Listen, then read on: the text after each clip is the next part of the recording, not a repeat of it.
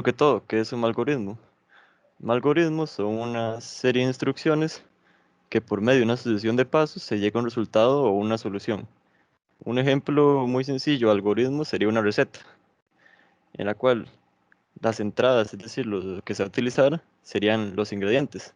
Los pasos serían la preparación de la receta y el resultado sería, en este caso, el platillo, la comida que se termina preparando. Sí. Propiedades. Hay tres propiedades de los algoritmos. La primera es que tiene que ser preciso, es decir, que tiene que seguir un orden de pasos y los pasos tienen que estar en un cierto orden. La segunda es que tiene que ser definido, es decir, que tiene que dar siempre el mismo resultado, siempre. Y la tercera es que tiene que ser finito, es decir, que tiene que acabar en algún momento y que no puede ser un algoritmo con pasos infinitos.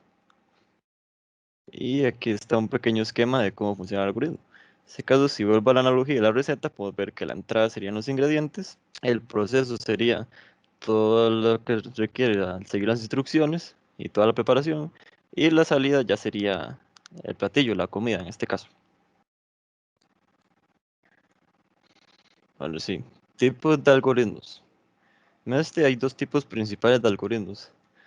Están los cualitativos, que estos se expresan los pasos por medio de palabras. Y están los cuantitativos, en los cuales los pasos de los algoritmos se representan por medio de operaciones matemáticas, como las que podemos ver aquí. Ahora sí, lenguaje de algoritmos. Aquí hay tres lenguajes principales que se utilizan en los algoritmos. Está el lenguaje natural, que se refiere al lenguaje cotidiano que solemos usar en nuestra vida diaria. El segundo sería el lenguaje simbólico, que se refiere ya a un tema más técnico, en este caso sería ya con programación, temas de programación y códigos fuentes y todos esos asuntos. Y el tercero sería un lenguaje gráfico, que es más visual y es más entendible para la mayoría de las personas. Y este sería, por ejemplo, representado por medio de dibujos, diagramas, esquemas, entre otros. Resolución del problema. Aquí hay dos fases principales. Como pueden ver en la imagen, la primera es la resolución del problema. Tiene aquí definición del problema, análisis del problema, diseño del algoritmo y verificación del algoritmo. Y como pueden ver, en diseño y verificación se va haciendo un ciclo. Porque cada vez que se diseña y se verifica, se encuentran errores. Entonces hay que volver al diseño para volver a verificarlo y así sucesivamente. Después, ya una vez que se hizo el diseño, para esto se va a la fase de implementación, que en este caso sería la codificación, después la ejecución del programa y la verificación del programa. Como pueden ver, aquí da otro ciclo porque hay que estar ejecutándolo y verificándolo una y otra vez hasta que el programa esté completo. Y después sería la documentación para que las otras personas puedan usar el programa y seguimiento. Y ahora voy a explicar las partes más detalladamente. Definición del problema. En este caso, la definición del problema tiene que ser clara y precisa, ya que si se inicia con un problema que no es claro, la solución tampoco lo va a hacer. Entonces, al fin y al cabo, el algoritmo no tendría ninguna utilidad porque no resolvería nada específicamente. Y como pueden ver aquí, es una imagen relacionada al tema. Y análisis del problema, sería la segunda parte. Aquí hay varias estrategias. La primera sería usar toda la información disponible, que esté solo en el enunciado, es decir, solo el problema. Ya, porque hay veces hay cierta información que a primera vista no se ve, pero una vez ya interiorizado el problema, uno puede detectarla y utilizarla para que resolver el problema sea mucho más sencillo. Hacer explícitas reglas y datos implícitos. Ustedes van a quedar como, ¿qué es esto? Entonces yo voy a explicárselos como ejemplo. En una operación matemática, lo explícito son los resultados, pero lo implícito son las reglas del álgebra. Es decir, cómo se suma, cómo se multiplica, cómo se divide. Estos son datos implícitos que ya se sobreentienden, que ya se conocen. Entonces aquí lo que sugiere el análisis del problema es traer sus datos y mostrarlos para que las personas los puedan ver y lo puedan entender mejor. Sí, el tercero sería emplear una notación, ya sea matemática o con palabras. El cuarto sería dividir el problema en problemas más pequeños, ya que así de esta manera, enfocarnos en objetivos pequeños, podemos ir encontrando partes de la solución, en vez de pensar en el problema como como esta gran cosa que no sé cómo empezar, no sé ni por dónde empezar. Entonces, por esto, lo mejor es dividirlo todo en partes más pequeñas, haciendo las preguntas clásicas de qué, cómo, por qué, cuándo, y utilizar estas preguntas para poder dividir el problema en partes más pequeñas y que así sea más simple, se vea más simple. Y la quinta sugerencia para analizar el problema es trabajar hacia atrás. Es decir, que uno ya tenga la solución y a partir de la solución ya empiece a buscar el problema, cómo resolverlo. Desde la solución ya se empieza a resolver el problema. Y aquí podemos ver una imagen relacionada. Sí, la siguiente parte, ahora sí, después de haber hecho esto, es necesario definir unas variables muy importantes, que serían los datos de entrada. ¿Cuáles son estos datos? Recordemos que si volvemos a la analogía de la receta, los datos de entrada son los ingredientes. Los datos de salida, es decir, la solución, que con la misma analogía sería el platillo ya listo para ser comido. Y los métodos y fórmulas para procesar los datos, que en este caso, en la receta, serían las instrucciones. Y siempre es muy importante tener estas tres cosas muy claras, porque estos son la base de todo algoritmo. Otro ejemplo que podría darles es, por ejemplo, de la circunferencia. ¿Cómo se obtiene una circunferencia? Los datos de entrada serían en este caso el radio. Los métodos y fórmulas, utilizar la fórmula que hay para la circunferencia y la salida sería el resultado. Entonces, como pueden ver, se aplican los tres pasos. Ahora sí, la siguiente parte sería diseño del algoritmo. Aquí, como pueden ver, hay un cuadro, una pequeña imagen que resume cómo se diseña un algoritmo. Hay varias maneras para diseñarlo.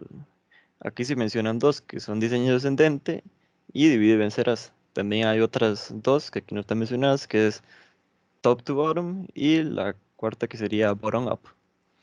Después de esto hay que estar refinando los pasos constantemente para que el algoritmo sea más simple y se entienda más fácilmente y eso, sea más simple. Y la última parte serían las herramientas para representarlo, que aquí hay varias. Las más conocidas son diagramas de flujos, pseudocódigos, y aquí hay otras no tan conocidas como los otros tipos de diagramas Chapin, método Warnier, método Jackson, entre otros métodos. Ahora aquí vendría otra fase, que es la verificación del algoritmo. En esta lo que hay que hacer es comprobar si hay errores en el algoritmo, y para esto claramente lo que hay que hacer es ejecutarlo. Y esto tiene un nombre más técnico que se llama prueba de escritorio, que es cuando ya se pone a trabajar el algoritmo para ver cómo es su funcionamiento. Así que podemos ver y podemos ir verificando si todas las funciones que nosotros les hemos puesto al algoritmo están correctas y funcionan como nosotros queremos que funcione. Ahora, la siguiente sería la implementación, que esto ya sería pasar el algoritmo de nuestro diagrama o nuestro dibujo a un lenguaje de programación. Esto con el fin de que la computadora lo pueda entender y lo pueda procesar. Y ya pasado al lenguaje de programación, lo que hay que hacer es ejecutarlo y verificar que funcione, claramente, para asegurarnos que lo que escribimos es concordante con la manera de que trabaja la computadora para obtener lo que queremos, para obtener el resultado que queremos obtener. Eso.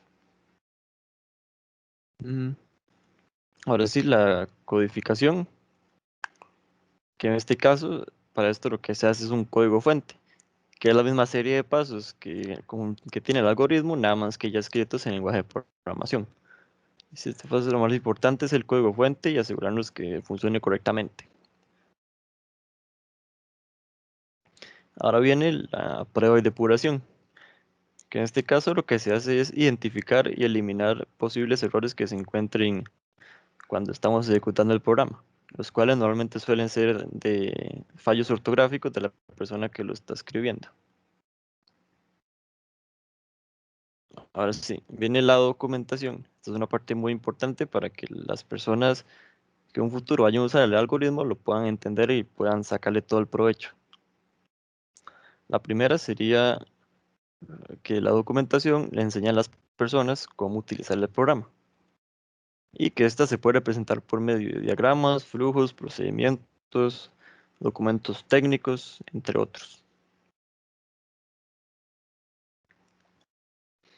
Ahora sí, aquí hay tres partes muy importantes de la documentación.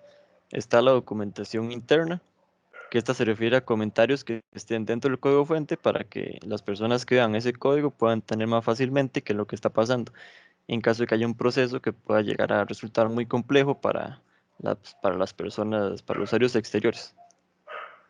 Entonces es muy importante dejar eso bien explicado para que la persona entienda qué es lo que hace esa parte específica del código. Después viene la documentación externa, que esta sí ya es un documento físico, normalmente los hacen en formato PDF, donde se tienen que mencionar 5 partes. La primera es describir el problema, la segunda es el nombre del autor, la tercera es el algoritmo, ya sea representado en un diagrama de flujo o en un pseudocódigo. La cuarta es el diccionario de datos, en los cuales ya se ponen las partes más técnicas para que la persona que lo vaya a usar lo pueda entender fácilmente.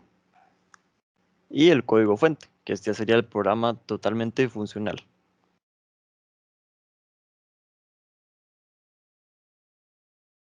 Y último, este, como le dice su nombre, lo que hace es indicarnos cómo funciona el programa, paso a paso, para que así, como he dicho muchas veces ya, cualquier persona pueda entenderlo y utilizarlo fácilmente y sacarle todo el provecho. Y la última parte sería el mantenimiento, que esta ya se da al final de todo el algoritmo. Aquí lo que se hace es hacer cambios, ajustes o complementos para que el programa funcione de mejor manera. Por ejemplo, ya sea cambiar alguna parte que esté mal escrita, cambiar colores, añadir nuevas secciones, nuevas funciones que va a Buenas, yo les voy a hablar sobre la inteligencia artificial. La inteligencia artificial es una combinación de algoritmos que se plantean para la creación de máquinas que presenten capacidades de los seres humanos. De esta forma permite que las máquinas aprendan de la experiencia y se adapten a nuevos insumos y realicen tareas como tal el ser humano. En sí, la inteligencia artificial es un concepto nuevo, pero la tecnología cada vez se va adaptando y se va mejorando. Pero como un simple martillo, ya eso fue una tecnología en su momento y fue una gran ayuda eh, para el ser humano. Igualmente, en el 2009, Stuart Russell y Patrick Nowell ya propusieron 4 tipos de la inteligencia, que en sí en ese momento se centraban más como la máquina funcionaba como similar al ser humano. Uno era que pensaban como humanos, ese era un sistema. El otro era que actuaran como humanos. Otro era que usara la lógica. Y el cuarto era que actuaran racionalmente. Yo les voy a mencionar los más utilizados en la actualidad. Estos pueden ser el sistema experto, que intenta imitar en totalmente correcto y, como dice, experto en una determinada materia, como desde un trabajo en sistema técnico, un recepcionista, un contador, ¿sí? Otro, el aprendizaje automático, es la capacidad que tiene la inteligencia artificial y en sí un robot para aprender por su cuenta. Estos algoritmos se aprenden por sí solos por simples pasos, que primero sería el aprendizaje, el segundo sería el entrenamiento, que ya lo logre hacer bien y lo pueda, y el tercero sería por la práctica, que por más veces que lo haga, mejor lo va a hacer. Igualmente, el aprendizaje automático hay 2 tipos, que es supervisado, que una persona lo supervisa y ve que la máquina está aprendiendo bien y le está enseñando igualmente. Y el no supervisado es automático, totalmente por su cuenta, que aprende, practica y hasta lograrlo.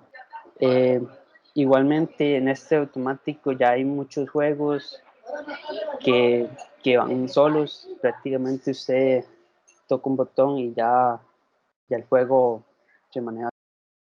Hay carros que ya se manejan solos y cada vez se va adaptando más al momento. También hay otro que son las redes neuronales. Estas intentan copiar el comportamiento de las neuronas, es decir, las células nerviosas que transmiten y proceden información en cerebros. Esta es otra forma de aprender y por lo tanto es un tipo de aprendizaje automático, pero se centra más en informativo y en órdenes. Igualmente usa la inteligencia para dar órdenes, para revisar documentos, eh, para, para, ver, para ver fraudes también se está usando. Y es un procedimiento de, de la autoridad que nos ayuda en cada momento, depende del trabajo que estamos haciendo. Por último, de los más actuales es el aprendizaje profundo. También es un aprendizaje automático que va un poco más allá. Es con el objetivo de abarcar más y procesar más datos en el mismo tiempo.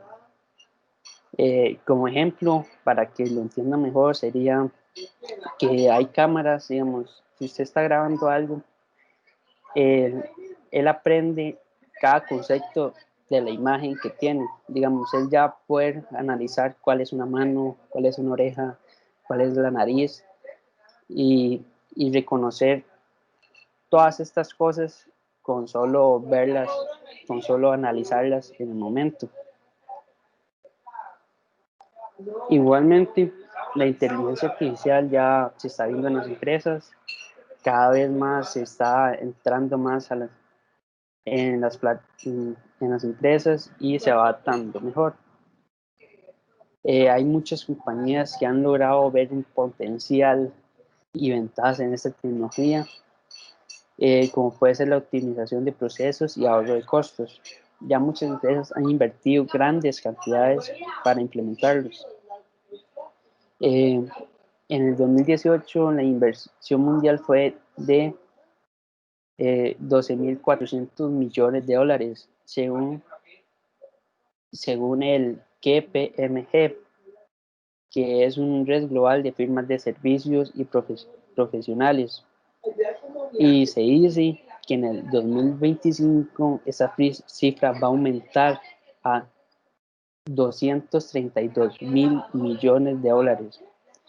Y esto es una gran inversión y va a ayudar a muchas empresas a que sigan de buen camino y de un buen servicio. Ya igualmente, ya la gran mayoría del mundo ya está usando la inteligencia. En la actualidad, en el sector financiero ya se está usando para detectar fraudes, para, para calcular riesgos crediticios en las empresas. También en el sector de producción, en sectores mayores, como puede ser tiendas como Nike, Tomadías, ya estas la están usando para asegurar un buen control en todas sus ventas y inventarios. Igualmente yo les quiero leer una clase de Jonte que dijo hace poco. Él dice, aquellas empresas que adopten rápido la tecnología disfrutan de ventajas competitivas como unos costos menores o una mayor velocidad para responder a las demandas del mercado. Si una industria no se mueve en esta dirección con la superficie de diligencia, surgirán nuevos competidores. Con esto quiero terminar, que ya en la actualidad que está tan centrada en inteligencia, es bueno actualizarse y buscar nuevos mercados, buscar nuevos servicios que les ayuden a, a usted seguir compitiendo, porque ya la inteligencia artificial ya ayuda a muchas empresas a competir y a competir a una eficiencia mayor que con la que puede ser una persona. Igualmente, esta inteligencia se debe usar con control y con sabiduría, porque no se puede usar para todo. Igualmente siempre se ocupa el tacto humano para ciertos servicios. ¿Qué es la economía basada en algoritmos? La economía basada en algoritmos se refiere al uso funcional de algoritmos para impulsar el uso de aplicaciones con el fin de mejorar la toma de decisiones de las organizaciones o los individuos. Estas economías se caracterizan principalmente por su transversalidad y la habilidad de ser aplicada a muchas actividades y sectores diversos, como la salud, el turismo, el comercio, la educación o los recursos humanos. Actualmente estamos atravesando por el génesis o el inicio de la cuarta revolución industrial. Debemos recordar que siempre que hay una revolución industrial se debe a un cambio fundamental o estructural en la manera de cómo se gestiona la producción. Estamos hablando de un cambio energético. Por ejemplo, la primera revolución industrial se debió gracias al motor de vapor. Gracias a esto se pasó de un sistema de castas, un sistema feudal, se pasó a un sistema capitalista, ¿verdad? Industrial, y que trajo consigo grandes beneficios, debido a que en aquel tiempo, ¿verdad? En Inglaterra, que fue donde se gestó la primera revolución industrial, se pasó de una mortalidad de 35 años, la esperanza de vida, a 50 años, a la misma vez que se redujo la pobreza. De 1740 a 1820, que fue la primera revolución industrial, hasta la fecha, la pobreza ha pasado del más del 95% de la población a actualmente alrededor del 10%, menos del 10%. La segunda revolución tuvo que ver con la electricidad, la tercera revolución con las telecomunicaciones y las computadoras, ¿verdad? Eso fue hace muy reciente, y actualmente ya estamos en la cuarta revolución. Esa revolución viene con la era digital, que es actualmente como se están realizando muchos procesos de producción y muchas transacciones comerciales. Ya, por ejemplo, lo que es en el mercado de divisas, se utilizan algoritmos para tratar de predecir movimientos, ¿verdad?, en el valor de las divisas, y aprovechar automáticamente estos cambios, ¿verdad?, que se automatizar, por así decirlo, las transacciones. También tenemos, por ejemplo, grandes empresas que se basan prácticamente en recursos digitales, como por ejemplo lo que son los algoritmos. Está Amazon, está Didi, por ejemplo, aquí en Costa Rica está Globo, también está Uber Eats, Spotify, Instagram, también Netflix. Utilizan algoritmos para mejorar la eficiencia de sus motores de búsqueda. Por ejemplo, Netflix utiliza un algoritmo llamado caos pragmático, que cuenta los gustos, ¿verdad?, y la información disponible acerca de la persona. También lo que es Amazon utiliza su motor de búsqueda, ¿verdad?, elaborado con algoritmos, ¿verdad?, por la empresa, para tratar de mejorar su rendimiento de ventas, y ha demostrado que ha funcionado. También lo que es Globo, es una empresa basada completamente en algoritmos, que hoy por hoy vale más de $1.000 millones. Es una empresa que es, podría decirse, una de la materialización, o sea, una representación física de la cuarta revolución industrial, ya que es una empresa con muy pocos empleados, que se basa en trabajadores independientes, pero que utiliza su algoritmo para poder conectar lo que son los repartidores con los restaurantes, ¿verdad? Y gracias a esto, pues ha permitido una gran creación de riqueza, ya tanto para la empresa como para los repartidores, y principalmente también para los restaurantes pequeños o artesanales que han visto cómo su clientela ha crecido gracias, ¿verdad?, a la herramienta de los algoritmos. Pero también, como hemos visto, ya también se puede utilizar para cosas indebidas o no tan éticamente correctas, debido a que como vuelvo y repito, son algoritmos, son procesos matemáticos inorgánicos, por así decirlo, por lo que dependiendo de los datos que maneje, puede salir un resultado u otro. Entonces, si por ejemplo nosotros tenemos en los algoritmos de esas empresas que buscan como empresas que necesitan empleados se conecten con personas que buscan empleo, puede haber datos erróneos acerca de nosotros, una dirección de correo mal apuntada o mal digitada, ¿verdad? En el sistema, también algún dato erróneo que por error por equivocación se envíe, digamos, se registre y puede dar un resultado completamente alejado de la vida real, por así decirlo, por lo que puede perjudicar el hecho de que los algoritmos, como he repetido anteriormente, son procesos digitales inorgánicos, ¿verdad? Impersonales. Entonces depende mucho la información que le suministre y esta puede estar sesgada o incorrecta. Y a la misma vez también ya se ha visto cómo se han utilizado, por ejemplo, al año 2014-2015, un broker, un corredor de bolsa de origen indio, creo, utilizó un software, un sistema para falsificar órdenes de venta que se cancelaban en el último momento.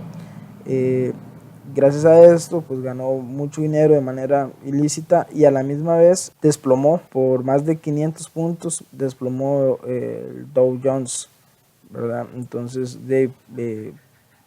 todas las repercusiones que esto tiene debido a que, como se sabe, el mercado de acciones es un mercado que se maneja de una manera muy subjetiva, por lo que esta disminución, ¿verdad? Este desplome pudo haber tenido repercusiones a largo plazo y de hecho pues es obvio que las tuvo, ¿verdad? Debido a que las alarmas se encienden y muchos accionistas deciden vender, ¿verdad? Sus acciones en un momento de pánico y eso hace que se desplomen más. También se vio como un hacker, por así decirlo, inglés, ocasionó la caída de la libra esterlina a inicios del mandato de Theresa May en Reino Unido, a tal punto que los algoritmos de evasión de pérdidas, por así decirlo, que utilizan los agentes del mercado de divisas se activaron debido a la disminución, ¿verdad?, de la libra esterlina, y eso simplemente agravó la situación ocasionada, ¿verdad?, por un hacker o por un ingeniero en sistemas, una persona con mucho manejo en informática que utilizó software para tratar de ganar dinero de manera ilícita, teniendo repercusiones económicas muy profundas. También podemos ver cómo la calidad de vida se ha visto alterada después de cada revolución industrial, ¿verdad? Cada vez la expectativa de vida es mayor, cada vez se trabajan menos horas, cada vez el esfuerzo físico cambia por un esfuerzo mental. Ya no es el ser humano el que ensambla las partes, por así decirlo, es una máquina, pero es el ser humano el que interviene en favor o en ayuda de la tecnología. Lo hemos visto en plantas de ensamblaje, ¿verdad?, en automotrices, en países como Estados Unidos, Brasil, donde prácticamente se ha automatizado todo el sistema, utilizando de nuevo algoritmos, software, y el rol del ser humano en estos procesos se ha visto como a una manera más de soporte para la tecnología. Alrededor de, bueno, el Foro Económico Mundial pronosticaba alrededor de 5 millones, creo, de empleos se iban a perder en un transcurso de 4 años, desde el 2016 al 2020 se iban a perder todos esos trabajos debido a la revolución, la cuarta revolución industrial, ya que muchos trabajos se han automatizado y ya no se necesitan tanto los seres humanos, ¿verdad? Por ejemplo, Globo tiene alrededor de 400 empleados nada más en planilla, para comparado esto a la cantidad de dinero que se mueve, ¿verdad? Y la cantidad de riqueza que genera. Es increíble que una empresa tan grande pues tenga tan pocos empleados, y esto se debe a que se apoyan en la tecnología para automatizar casi todos sus procesos de producción. Esta economía se puede usar en la economía para predecir, clasificar y agrupar datos.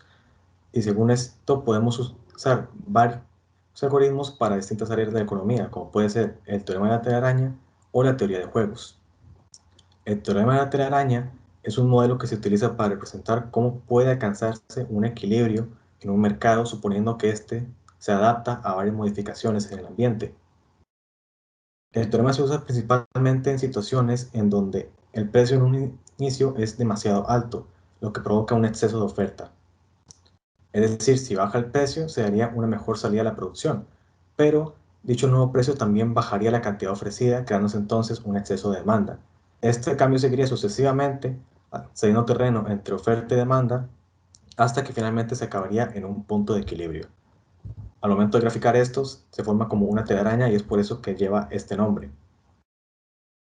Al momento de graficar el teorema de telaraña, esta puede mostrar una fluctuación convergente en el que luego de varios cambios entre la cantidad y el precio se alcanza un equilibrio, una fluctuación continua en donde los cambios de Q y P son continuos y nunca se llega a un equilibrio, o una fluctuación divergente, en la cual los cambios de Q y P nunca llegarán a un equilibrio y siempre se estará alternando entre un excedente de oferta o de demanda. La teoría de juegos se usa para estudiar casos en el cual dos o más individuos se ven obligados a elegir una estrategia o tomar una decisión en la cual van a ser afectados mutuamente. En la economía, esto se aplica principalmente en casos de oligopolio, duopolio y en el equilibrio de Nash. Oligopolio es el mercado donde existen pocos competidores y todos pueden influir en los cambios de los precios y cantidades, como pueden ser las distintas fabricaciones de vehículos. El duopolio es un mercado en el cual solo controlan dos empresas, donde la fluctuación continua de precios es lo que evita la entrada de nueva competencia. Algunos ejemplos de estos podrían ser Coca-Cola y Pepsi en la creación de bebidas basadas en cola, o en España podría ser el Colacao y el Nesquik como bebidas hechas de cacao. El equilibrio de Nash se usa principalmente para situaciones en las cuales no existe un incentivo para que los individuos cambien su estrategia según las decisiones de otros. Un ejemplo sería que una empresa planea construir una planta y una segunda empresa tiene que decidir si invertir o no en esta planta. En este caso, si la empresa decide construir, lo mejor para la empresa 2 sería invertir, ya que si invierte obtendría 5 y si no invierte obtendría 4. De la misma forma, si la empresa 2 decide invertir, lo mejor para la empresa 1 será construir, ya que si construye obtendría 10 y si no construye, en este caso la opción construir e invertir sería un ejemplo de equilibrio de Nash. Ok, yo les voy a hablar sobre qué le hace falta a Costa Rica para implementar la economía de algoritmos. Nosotros nos basamos en 5 puntos y estos son personas con conexión a Internet, velocidad de Internet, uso de TIC, capacitación y más profesionales de STEM. Vamos a detallar cada uno de estos. El primero sería más personas con conexión a Internet. Esto se requiere a una estrategia de política industrial 4.0 que estimule y facilite una rápida y masiva adopción de inteligencia artificial, además de otras tecnologías, por parte de las firmas que se encuentran desconectadas de las zonas francas. Segundo, tenemos la velocidad de Internet. Esto es necesario para implementar estrategias de desarrollo productivo asociadas a una adopción más rápida y generalizada de las tecnologías vinculadas a la inteligencia artificial y la cuarta revolución industrial. Y también es bueno reorganizar la estructura industrial para moverse hacia esquemas más conectados. En tercer lugar, tenemos el uso de TIC. No hay una automatización de tareas a lo largo del periodo considerado, porque Costa Rica absorbe las tecnologías asociadas a inteligencia artificial al mismo ritmo que lo hizo con las TIC durante la tercera revolución industrial. Una adopción y una difusión de inteligencia artificial es necesaria. En cuarto lugar, tenemos la capacitación. Costa Rica firmó un convenio con Emiratos Árabes Unidos y ambos países se comprometieron a generar actividades de capacitación en temas como minería de datos y Big Data. Además, acordaron el intercambio de funcionarios, científicos, estudiantes e investigadores. Y por último, tenemos que se necesitan más profesionales de STEM. Primero hay que saber qué es STEM y estas siglas están en inglés y esto en nuestro idioma significa ciencia, tecnología, ingeniería y matemáticas. En algunos casos se le denomina STEAM con la A y esto porque se incluye el arte, que en este caso es lo que representa la A. Estas están relacionadas entre sí y abren paso a las profesiones más cotizadas del mercado y para los que todavía no se han creado. ¿Cuál es el objetivo de STEAM o STEM, como ustedes quieran llamarlo? El objetivo de STEM es desarrollar un enfoque interdisciplinario en el proceso de aprendizaje, aprovechando todas las herramientas tecnológicas necesarias.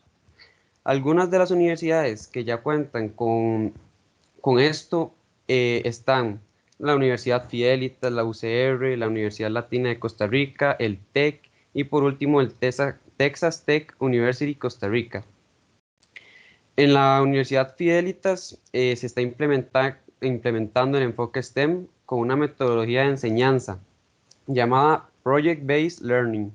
Algunas de las carreras STEAM son ingenierías, medicina, periodismo, arquitectura, química, comunicación, tecnologías de la información, diseño y desarrollo web y por último la animación.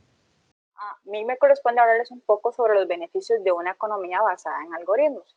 Una pregunta frecuente que la población se ha hecho actualmente es, ¿se puede denominar esto como un nuevo factor económico? Bueno, para retroceder en el tiempo, la economía de los países se ha visto reducida con el pasar de los años.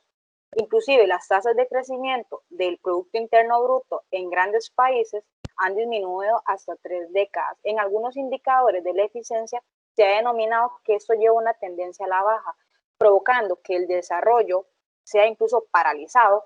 Lo indicaba en la revista, según el sitio web Accenture, si mal no recuerdo, quien decía que la inteligencia artificial era el futuro del mundo. Por ejemplo, en Gran Carácter nos hemos dado cuenta que a pesar que compartimos ideas globalizadas, la innovación es un primer aspecto donde se encuentra una reducción, por lo que, según Gordon, en el 2016 admiraba e inclusive criticaba que se realizaba lo que era el desarrollo económico debido a una creciente desigualdad social y por ende también un aspecto social negativo, en el cual la economía y la educación eran ineficientes. Para esto hemos propuesto el beneficio de una economía basada en algoritmos. Entre los primeros aspectos que hemos denominado es la eficiencia. ¿Por qué? Bueno, vamos a reducir los costos a través de una,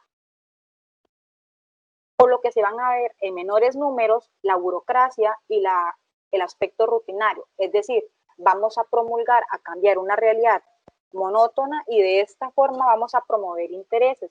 Para esto nos basamos en el pensamiento de Adam Smith, quien decía que las personas nos movemos a intereses y de esta forma vamos a invertir nuestro tiempo y capital para esforzarnos en nuestro propio beneficio, por lo que para en otros aspectos, en segundo lugar, hemos denominado la existencia de un algoritmo. Al existir un algoritmo vamos a reducir o inclusive eliminar completamente los errores y fallos que tienen las personas, por lo que un trabajo técnico va a ser más eficaz y con esto vamos a tener un mayor rendimiento, donde los individuos y las empresas vamos a encontrar una resolución de problemas de manera, como lo decía Kevin, precisa, definida y de esta manera mayormente efectiva. Con sistemas basados en algoritmos, los funcionarios y los empleados vamos a contar con un mayor tiempo donde vamos a innovar en los espacios donde encontramos mejor rendimiento. ¿Qué quiero decir con esto? Podríamos inclusive aplicar una economía naranja de mano con una economía de algoritmos. Y la pregunta que nos hacemos actualmente es ¿por qué? En el ámbito social, las personas siempre tenemos algo en los que tendemos a especializarnos, por lo que vamos a tener una tendencia a la alza en nuestras virtudes y fortalezas. Es decir, de esta forma vamos a aprovechar y de mano con esto maximizar nuestras utilidades, tanto nuestras como de los consumidores. Y las preferencias y elecciones de mano van a estar con la eficiencia y el desarrollo. Por otro lado, el cuarto aspecto que tenemos es que se promueve una mayor temporalidad en ideas de las empresas. Y es decir, el factor humano va a tener una correlación con el factor tecnológico que va a permitir que se encuentre una reducción total de un costo y beneficio, donde vamos a crear competitividad, una creación de mercado, y de esta forma los productos y servicios van a ser mejores. Es decir, vamos a crear nuevas necesidades basándonos desde el pensamiento de Maslow. Entre otros aspectos, el último y no menos importante es el enriquecimiento del capital del trabajo. ¿Por qué? Algunas personas denominan actualmente que la existencia de un factor tecnológico como es la inteligencia artificial o la IA, como le conocemos, piensan que va a hacer que el factor humano sea totalmente olvidado quizá, pero no. La sustitución no va a ocurrir acá, al contrario, vamos a aprovechar de manera más eficiente cada factor, sacando totalmente la eficacia que conmueve. Un ejemplo claro de esto es uno de los primeros hoteles que utilizaron el robot Relic, que fue creado por Sabio, la empresa Sabio, donde ellos denominaban que ahora sus empleadores tenían mayor tiempo y mayor eficacia para atender a los clientes, por lo que sus ingresos y la demanda habían crecido de manera proporcionada en aspectos positivos, por lo que los servicios eran mejores y el dinero crecía. Para esto también hemos llegado a una conclusión donde, en síntesis, la capacitación de la competencia digital podría aumentar nuestras fronteras de posibilidades, y la búsqueda de un equilibrio entre los factores económicos, ya sea en aspecto social y tecnológico, van a hacer que aumente la productividad, ya sea en tareas, y los funcionarios se eviten, mejor dicho, que se conviertan en seres autómatas. También otro aspecto es que el futuro de la tecnología está muy cerca, pero la falta en ciertos aspectos de proactividad de algunos países y la ineficiencia del liderazgo hace consigo que promover el cambio de los planes estratégicos sean de manera gradual, y que más que proponer debemos crear, y de manera correcta está en incentivar la innovación en sectores tradicionales para generar un crecimiento de nuestra economía, basándonos en las potencias que tienen nuestras inyecciones y los agentes de un modelo de flujo circular.